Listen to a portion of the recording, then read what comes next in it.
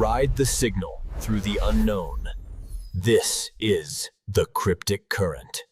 A single, slow, metallic creak echoed in the void.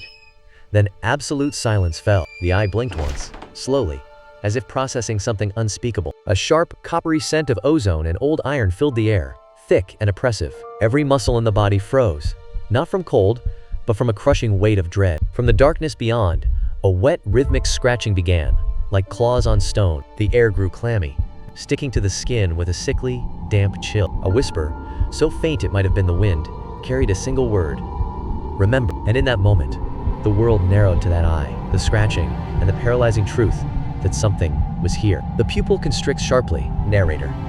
Imagine waking tomorrow in your own bed, but the mind inhabiting your body isn't yours. Your memories, your deepest fears, your most guarded secrets, all belong to another. And the people who love you gaze directly at you and call you by a name that isn't yours. The eye glistens with a single tear. This was no nightmare. This was the grim reality that befell Stillwater, Texas, a town of 847 souls, all plunged into an abysmal slumber so profound, not a single alarm pierced the unnatural quiet. The air in Stillwater grew thick and still, carrying the faint, coppery scent of ozone and the unsettling warmth of collective, suspended breath. And when the sun rose, 847 strangers opened their eyes. The air in Stillwater grew thick with the scent of ozone and damp earth, as if the town itself held its breath. That familiar hum of cicadas was gone, replaced by a low, almost electrical vibration that prickled the skin. Every ordinary corner of home now felt like a stage, waiting for a performance no one had rehearsed. The footage has a slight golden hour filter, feeling like a memory. Stillwater was the kind of place people never left, a dot on the map between Amarillo and nowhere,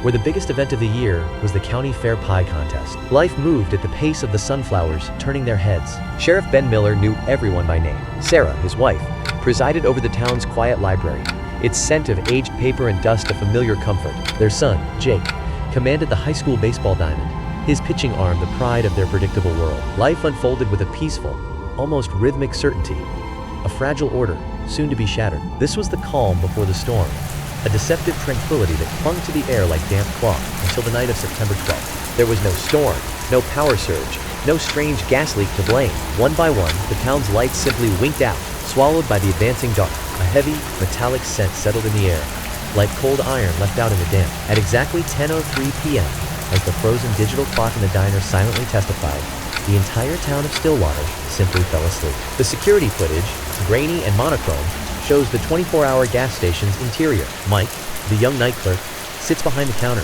flipping through a magazine under the sterile light. The air grows thick and still, carrying the faint, metallic scent of ozone and old coffee. His head nodded once, then sank slowly onto the counter. The movement ceased completely. This was no mere slumber. It was a final descent.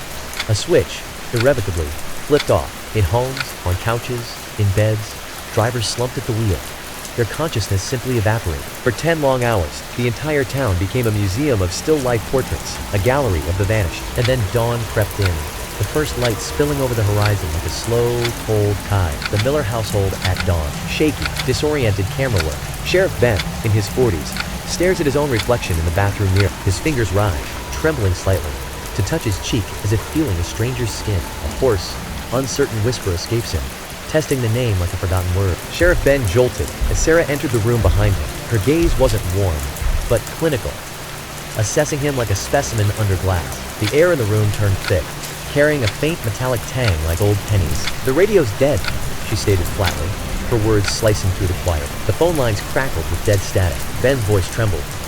"Sarah, are you okay?" She turned her head slowly, her gaze passing right through him as if he were a ghost. Her lips parted, and a flat, alien voice replied, "That's not my name." Then, we cut to Main Street, where a new and terrifying chaos had begun. People emerged onto the street, not fleeing in terror, but moving with profound, unsettling bewilderment. Mr. Henderson, the local mechanic, was reciting Shakespeare's sonnets, but the voice that escaped his lips was the high, clear tone of a teenage girl. Nearby, 8-year-old Jenny Collins demanded a cigarette in a voice raspy from decades of smoke, her small face a mask of unnatural irritation. This was no simple amnesia.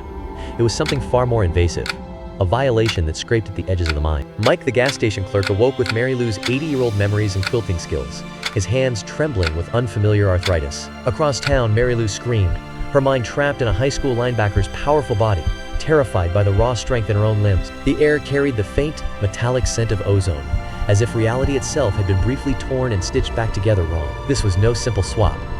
It was a psychic scramble, a violent displacement of souls that left both hosts paralyzed by the sheer wrongness of their own flesh, a consciousness lottery where everyone lost. Sheriff Ben stood outside the diner in full uniform, trying to calm the agitated crowd. His authority had evaporated like mist in daylight. The townsfolk stared back with blank, unfamiliar eyes that held no recognition. A man's trembling voice cut through the heavy air. "You're not the sheriff." "I am," or rather, I was. The memory of the badge surfaces, sharp and metallic. Its weight was a tangible truth, a cold anchor in my palm. Now that certainty is the only solid thing left in the haze. The true horror wasn't just the swap, it was the intimacy of the violation. Husbands gazed at wives, seeing strangers occupying familiar faces. Parents recoiled from their children's ancient, weary eyes staring back. In the library's hushed gloom, Ben and a handful of survivors huddled together, their identities verified by whispered, impossibly specific memories. The scent of old paper and a faint, cold dampness clung to the air, a stark contrast to the feverish warmth of their whispered confessions. Every shared fragment, a forgotten childhood scent, a misplaced key, was a fragile tether to a reality that felt increasingly thin. His voice, low and certain, cut through the quiet. "It's not random. We've mapped the terrible circuit." Jenny Collins now carries Old Man Rivers' memories. Rivers holds Doc Stevens' consciousness. Stevens, he possesses my Sarah's. The air grows thick with the scent of ozone and rot. The boy's voice was unnervingly placid, like the town librarian's, as he spoke from Ben's son's body. "It's a chain, Sheriff. A closed loop. Every consciousness has shifted one person over, like gears turning in the dark." Jake and Miss Green stared at the calculation, their faces pale under the single, flickering light. The air in the room grew heavy, thick with the scent of ozone and old paper. "But the loop has 1,847 links." Miss Green's voice was a dry whisper, barely audible over the frantic scratching of Jake's pen. "We've only accounted for 1,846. The distant howl of a lone dog echoed across the empty plains. One person remained unaccounted for. One consciousness adrift, with nowhere to settle. A question, colder than the still night air, settled over the investigators. Who woke up in Stillwater that morning? Who wasn't from Stillwater at all? In the climax, they split up.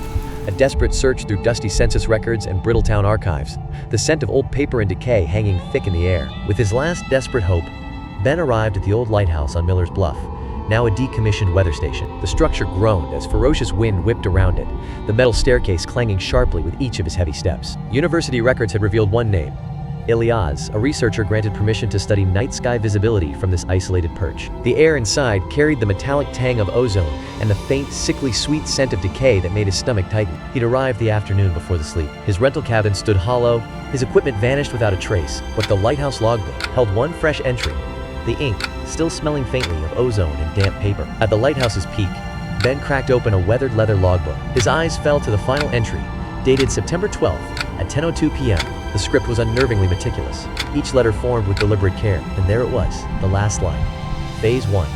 Attachment successful. The web is woven. They are all dreaming now, and in their dreams, I walk. Tomorrow, I will see with 1,847 pairs of eyes. I will see with 1,847 pairs of eyes. Behind him, a shadow detaches itself from the darker shadows. The young bartender Tom stood before Ben, but his posture had shifted, his smile stretching unnaturally wide, never touching his hollow eyes. Then Tom spoke, his voice a flat, composite layer of dozens of whispering tones woven together. "Hello, Ben," the layered voice intoned, each syllable carrying the weight of countless whispers. "Or should I call you by the name of the man whose memories you're wearing?" Frank, the butcher. The metallic tang of raw meat always turned his stomach, a secret revulsion he'd kept hidden for years. Ben spun, his hands snapping to his holstered weapon with practiced speed. His voice was a low, dangerous whisper in the damp air.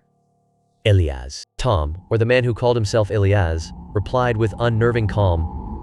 "A name, a useful fiction. You think this is a prison? A curse? It is a symphony. For one night, I quieted all the noise, the egos, the identities, the lonely, singular songs of your souls. I meticulously untangled the threads of this mystery. This morning, I wove them back together, but I adjusted the pattern, just slightly out of tune. A heavy stillness settled in the air as I stepped forward. Ben's hand tightened around the cold steel of his pistol, the metallic scent of oil and fear hanging in the air. Tom, or the thing wearing his face, spoke with a calm that felt more threatening than any scream. "You can't shoot this body, Ben. His true consciousness sleeps in old Mrs. Peabody across town, a fragile, borrowed vessel."